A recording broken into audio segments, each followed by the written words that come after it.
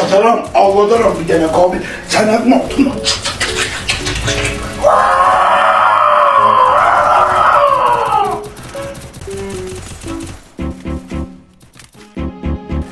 Adını soruştum, itibar dedi. Senin itibarsız adına salim.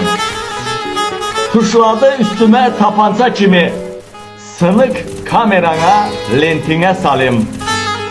Biri Malik idi, dedi xəstədir. Kababdan, kuyruktan yedi esmi. Məni eşidənin quluyam, məni sayanın quluyam. Saymayanın belə yoburuyam.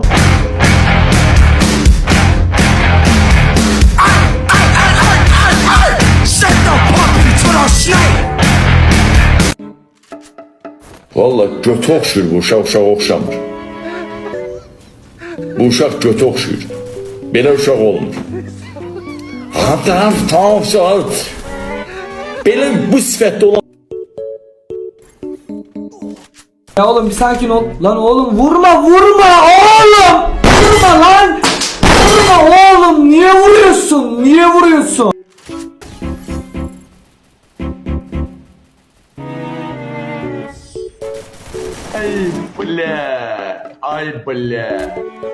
Ay bля.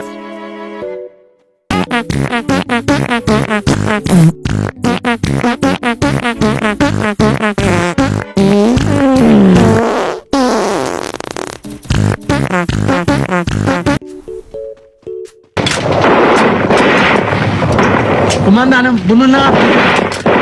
At çabuk! Peki efendim.